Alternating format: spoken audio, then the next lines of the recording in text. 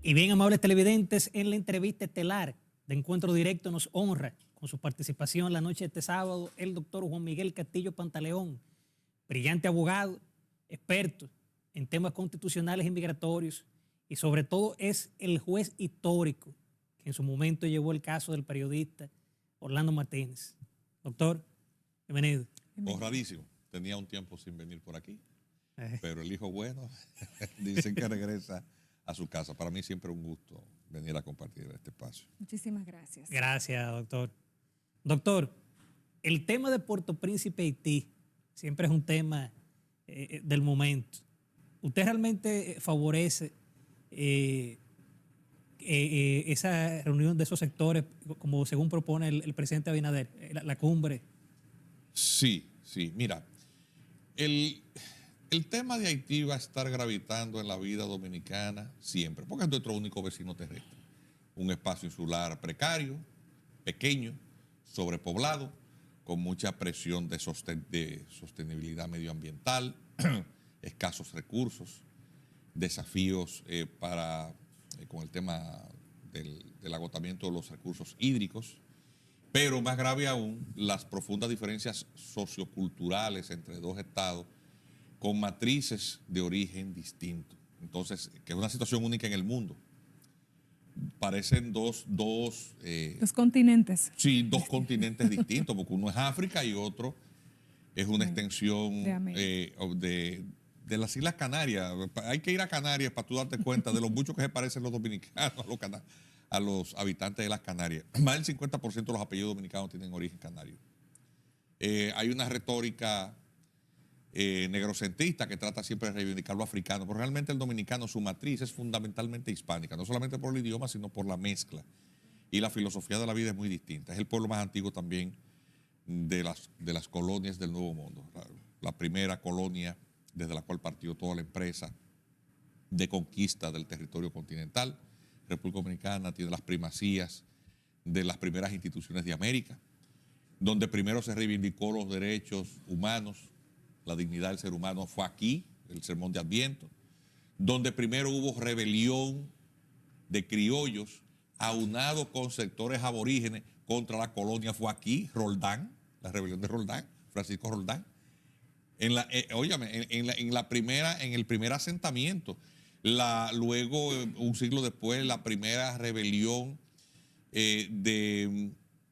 o resistencia que se hace contra el sojuzgamiento de la población aborigen, y el primer tratado de paz internacional que se firma entre una potencia europea y un pueblo originario aquí, cuando Francisco Barrios Nuevo suscribe un acuerdo de paz con el cacique Enriquillo. O sea, el dominicano vive como, son cosas que uno le enseñan en cuarto curso de primaria, pero la gente se olvida de lo trascendente que es esto. Pero entonces compartimos una isla con Haití, que tiene un origen muy distinto, muy posterior, con un modelo de colonización totalmente excluyente, que no permitió fusión de razas, no permitió el asentamiento de una cultura propia, y la cultura, por lo tanto, en Haití es muy atávica y muy tribal. Entonces, ese problema está siempre gravitando, y que un presidente diga, bueno, estos temas hay que manejarlos, y decirle a la comunidad internacional, ese desastre que hay en Haití no se va a resolver en la República Dominicana. Yo creo que el principal llamamiento que hace un gobernante en toda la historia republicana, de que el pueblo dominicano, la nación como tal, se empodere de esto que va a definir el futuro y supervivencia de toda la República Dominicana. Y además plantear una postura de nación frente a la comunidad internacional. Eso no tiene precedente. Conste, yo no voté por Luis Abinader ni soy PRMista.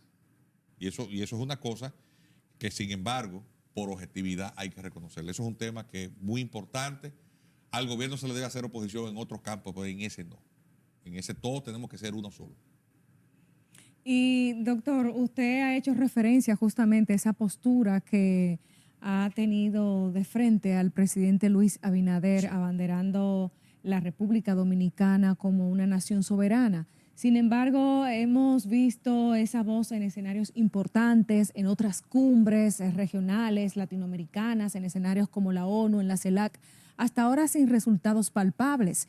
Estuvo esta semana en Canadá el presidente Joe Biden visitando a su homólogo Justin Trudeau y allá pues ha agendado el tema de Haití para buscar una posible solución y ha sugerido el presidente Biden como parte de los adelantos de esas conversaciones bilaterales que tome acciones armadas Canadá en Haití. Sí. Entonces, uno recogiendo esas declaraciones por parte de Estados Unidos, que está instruyendo a otra nación que de por sí dijo que no está interesada en tomar ese tipo de iniciativa contra Haití, que pese a todas las situaciones es un pueblo soberano. Y viendo al presidente Abinader desgastándose en esos escenarios internacionales y desde República Dominicana un llamamiento, pero al final no vemos ese respaldo de la comunidad internacional. ¿Cree usted que realmente los resultados que se recojan en esta cumbre iberoamericana finalmente impulsen una salida a Haití en medio de todas esas crisis que cada vez más se agudizan? Mira, ¿qué va a terminar pasando? Eso no lo sabe nadie. Ni Abinader, ni Biden, ni Trudeau, nadie. O sea, ¿qué va a terminar pasando en Haití? No lo saben ni los haitianos. Porque la situación es muy, muy líquida, muy dinámica y muy inestable. Entonces, demasiadas cosas. Eso es un pan con muchas hormigas. Tú no sabes por dónde que tú le vas a entrar. Vamos a tratar de hacer un picadillo rapidito de muchas cosas que están pasando al mismo tiempo. Haití tiene un gobierno de facto, pero que la comunidad internacional reconoce como válido. Lo encabeza un primer ministro que no llegó a ser juramentado, que es Ariel Henry.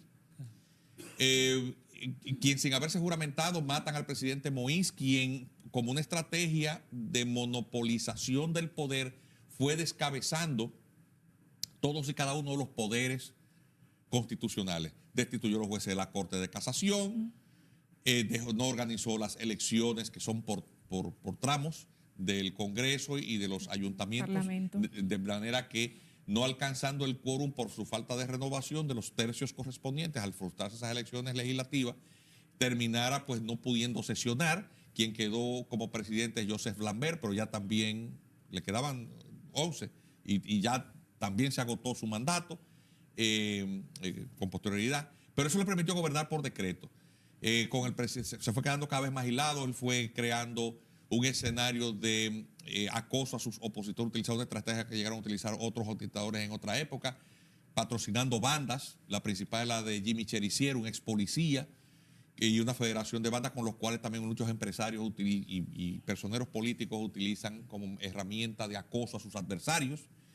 Pero obviamente llegó un momento en que si tú descansas en un poder de terrorismo a través de grupos paramilitares o pandillas o como quieras llamarle, tú terminas violando la ley. Entonces, desde el momento en que el Departamento de Estado inscribió a Jimmy Cherizier, el G9 Enfamille et Alliés como un organismo de terrorismo en Inside Crime, y luego posteriormente con unas declaraciones del Departamento de Estado, Moïse tuvo que sacarle la alfombra debajo de los pies a alguien que estaba a su servicio políticamente. Entonces se pelea también con quienes les daban el apoyo en la calle militar. La gente de su partido, que es el Tet-Calé, él no era una figura política de importancia. El Tet-Calé era también un partido minoritario que llega al poder porque impusieron a Martelly por encima de Jules Celestin y de Mirland de Manigat, que sí tenían mayor capital político. Es decir, y Martelly hace que le suceda a él en su momento, pero él no tiene gran arraigo en la población. Entonces también esa falta de base política hace que cuando él termina viniendo a República Dominicana, firmó un acuerdo de 9 puntos con el presidente dominicano, porque la estabilidad en Haití depende de la República Dominicana. Si a Haití se le corta el transbordo de alimentos, combustibles, etcétera, de la República Dominicana, Haití, ningún gobierno aguanta 15 días, ninguno. Termina de colapsar. No de colapsar, porque no hay recursos ni condiciones mínimas. Es decir, la estabilidad de Haití depende de la República Dominicana, la poca estabilidad que haya. Y entonces eso hace que él inmediatamente queda aislado, se pelea con el presidente Abinader por el tema del río Masacre, ¿se recuerdan? Claro, el dique. claro. Y es en ese interregno, cuando se suspenden las conversaciones con el gobierno dominicano, en que él queda aislado de todas partes, o sea, no quedan aliados de ninguna parte, y ni siquiera la policía tiene que contratar unos mercenarios colombianos para que lo cuiden, y el mercenario es un soldado de fortuna, la lealtad es del que le paga, desde que otro le pagó ellos mismos lo mataron. Wow. Entonces, en ese caos, pero en el camino, 3 días antes, él nomina a Ariel Henry, pero el que estaba, que no había terminado de entregar a pesar de que había renunciado, se pretende quedar con el poder, que es un hombre también muy radical. El primer ministro y canciller, Joseph. Entonces, ¿qué pasa? Que en ese escenario de ausencia de poder real en las calles, el poder de fuego de las gangas quedó considerablemente superando la de las fuerzas, de la precaria fuerza policial que hay. Entonces, al final del día, esta situación que tiene Haití, que es muy inestable, confluye con otros elementos, que es un conflicto en Europa que desvía la atención internacional hacia otros temas más urgentes de confrontación de bloques de grandes potencias. Rusia, con la invasión de Ucrania, es confrontada por el bloque de la Unión Europea, y Estados Unidos, lógicamente, asusando que tiene de por sí la dirigencia, el gobierno norteamericano, vínculos con Ucrania, por los negocios que tenía Biden con Ucrania desde la época en que era vicepresidente. O sea, hasta lo visitó. Claro, y que Donald Trump siempre lo señalaba, Sí. esos conflictos de intereses. Pues asusa ese conflicto, y entonces el mundo ya no le importa, porque además de todo, en Haití ya no hay nada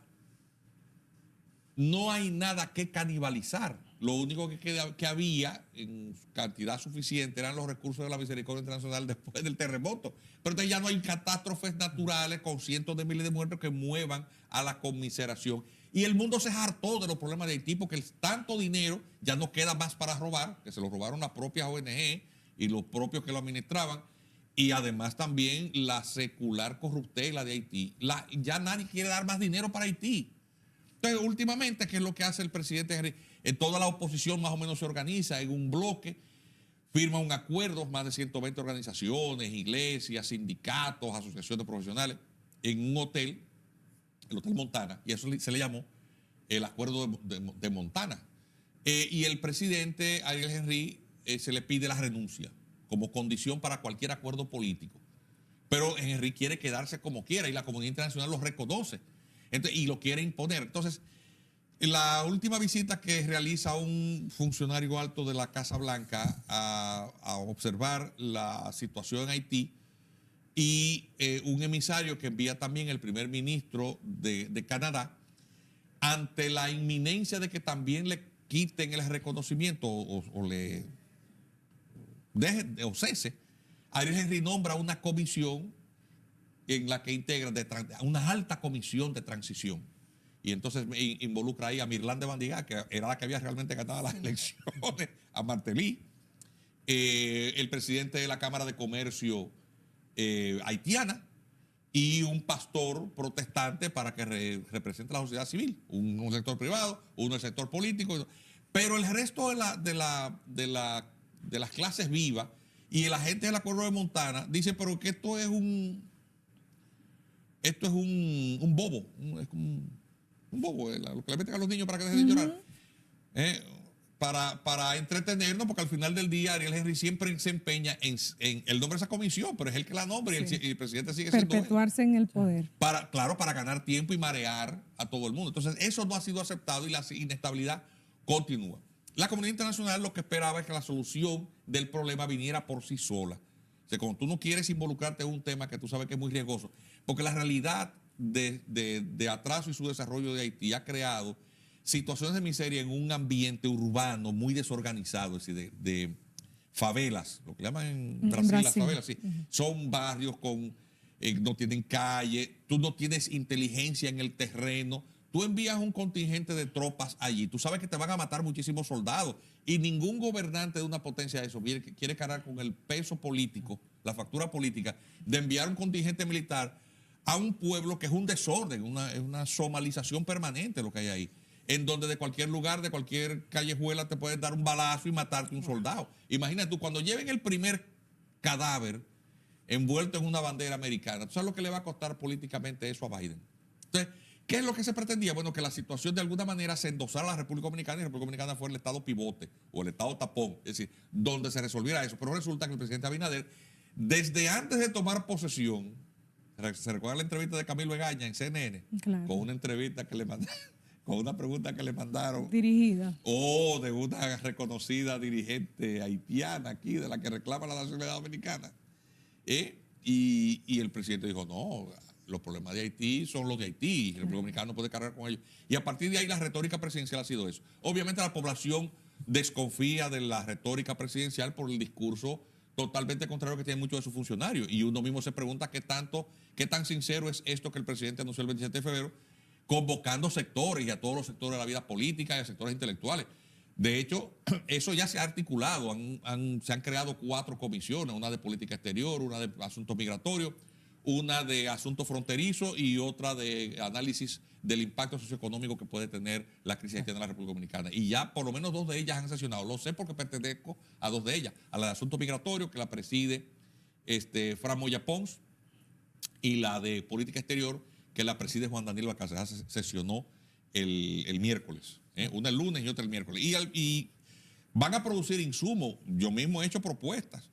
Muchísimos partidos pequeños asisten. No participó ni la Fuerza del Pueblo, ni el PLD, ni el PRD, que creo que hacen muy mal en ausentarse de la discusión, porque ellos pueden seguir haciendo la Ellos oposición al dicen gobierno. que desde el gobierno hay un doble discurso, es lo que alegan para no aportar en la parte que tiene que ver Sí, con, pero eso es con la Comisión de Migración.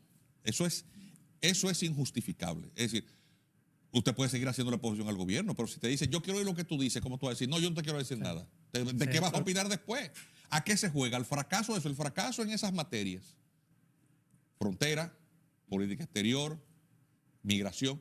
No es el fracaso del gobierno de Luis Abinader, es el fracaso de la nación. Porque lo que está en juego es más importante. Es más importante que Leonel Fernández, es más importante que Miguel Vargas Maldonado y es más importante que Abel Martínez. Sí, doctor, con su permiso y de los amables televidentes, nos vamos a una pausa comercial y en breve volvemos con la entrevista estelar de Encuentro Directo. Continuamos conversando con el reconocido abogado Juan Miguel Castillo Pantaleón, experto en muchísimos temas que ya hemos venido desarrollando aquí con muchísima profundidad, y ese tema de Haití que tiene tanta tela por donde cortar, doctor. Demasiada. Justamente en estos días el periódico estadounidense The Washington Post publicó una portada donde aparecía el mapa de la isla, ¿verdad?, completa, con la bandera de República Dominicana, a la cual la acusa de racista y sobre todo de violar los derechos humanos con deportación masiva, dice este reconocido medio de comunicación internacional, de niños y de haitianas embarazadas, migrantes. ¿Qué opinión le merece ese señalamiento? No, eso es informe que prepara el Departamento de Estado sobre Derechos Humanos. No sobrepasa el valor del papel en el que está impreso. No sobrepasa el valor. De hecho, no puede servir ni siquiera como papel higiénico, porque ese tipo de papel en el que imprimen, el BOM 20, no sirve para eso. Ni para eso. ¿Es cuánto? Eso no, o sea, eso no le hace caso a nadie. Y la gente se cree. Mira, eso me recuerda a mí cuando la Corte Interamericana de Derechos Humanos se montaban esos sainetes ahí.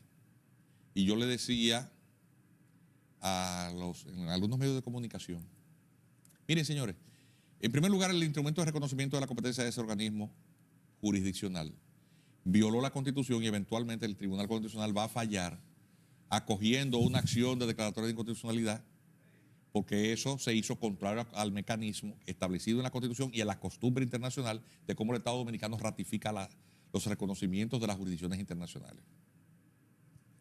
Y entonces yo recuerdo que muchos periodistas decían, no, República Dominicana, si sale la Corte Interamericana de Derechos Humanos, la van a sancionar y eso va a ser una catástrofe.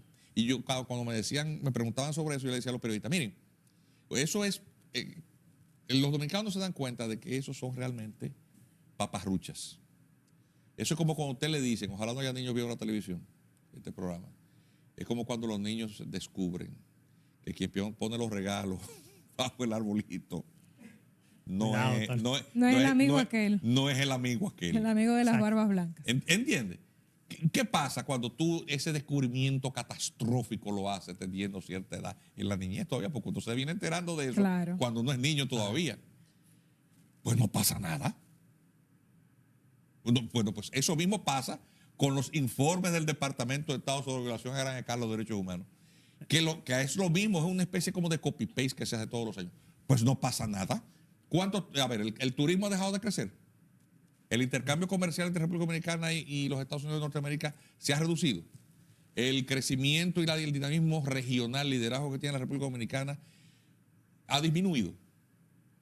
Entonces parece que al igual que ese otro descubrimiento, el de que quien pone los regalos no es el señor gordo con las barbas blancas, es la misma cosa. Eso no tiene ningún valor. ¿Usted entiende, doctor, entonces que esa publicación de The Washington Post fue quizás una encomienda del propio Departamento de Estado de Estados Unidos? Sí, pero que eso es,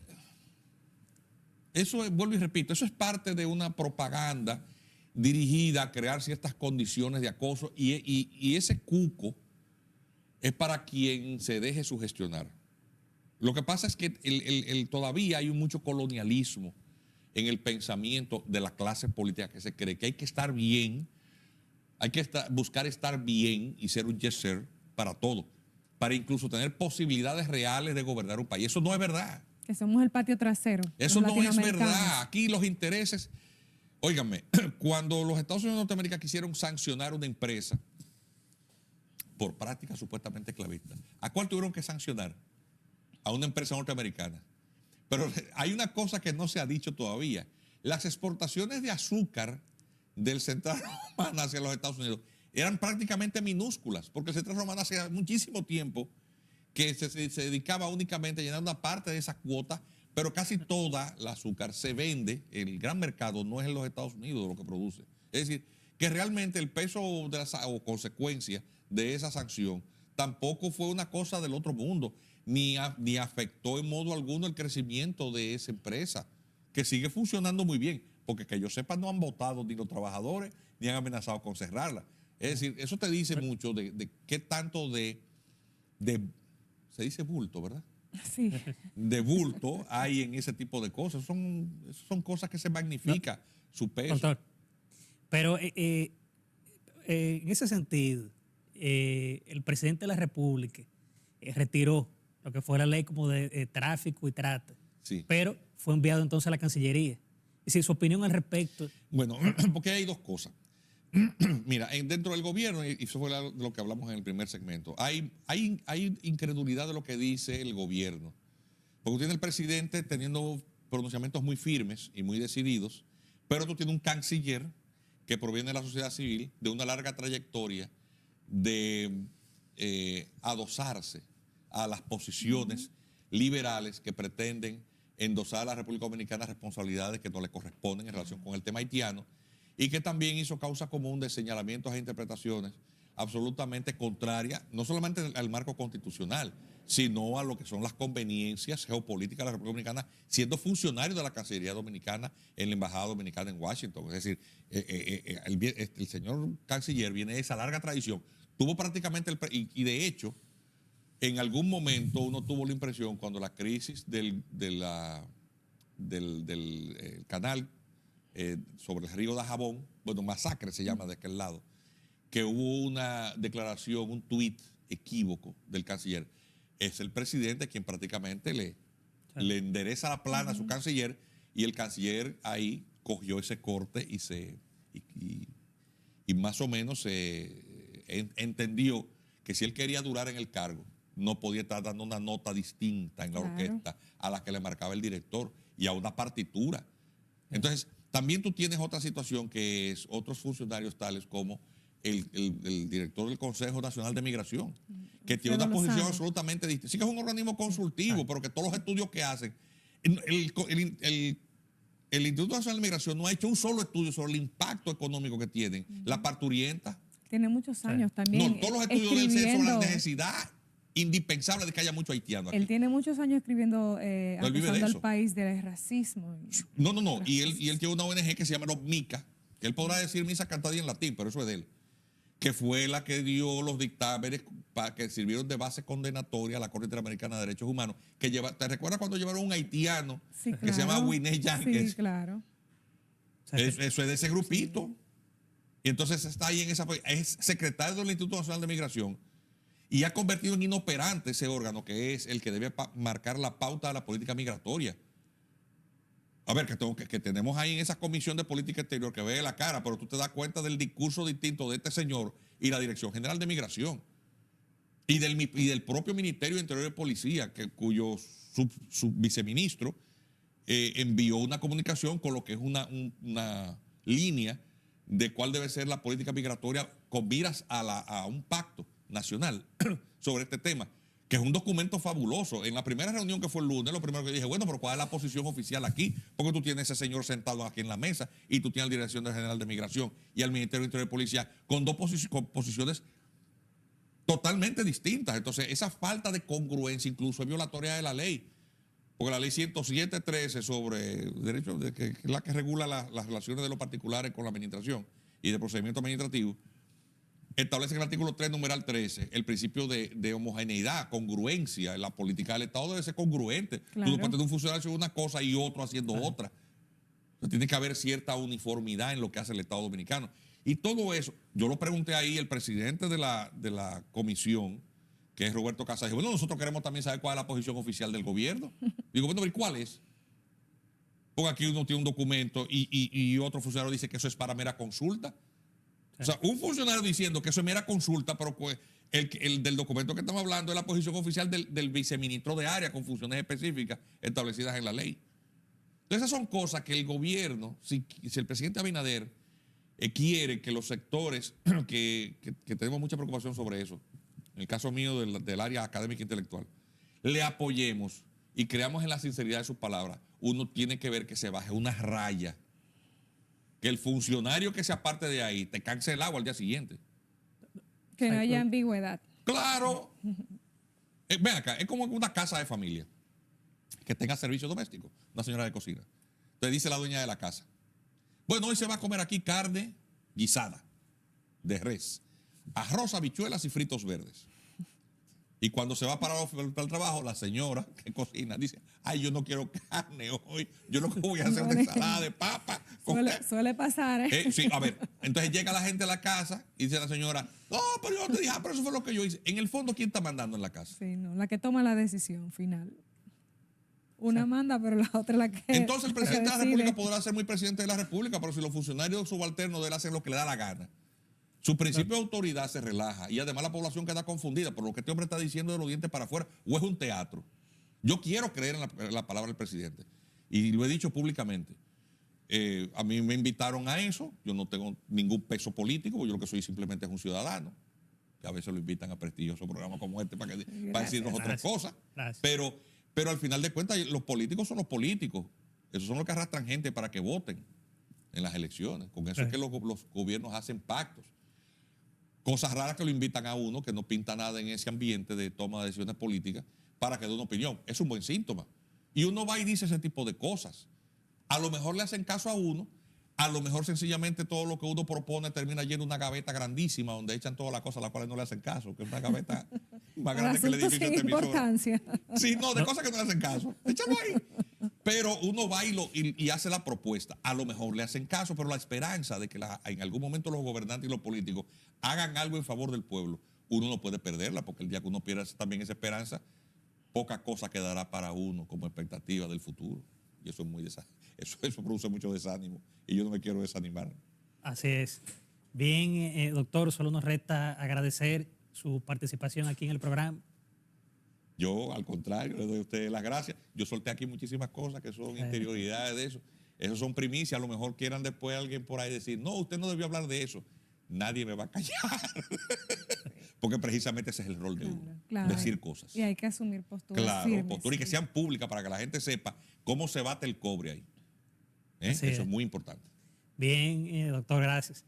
Bien, amables televidentes, nos vamos a una pausa comercial y en breve retornamos ya a la rectica final de Encuentro Directo.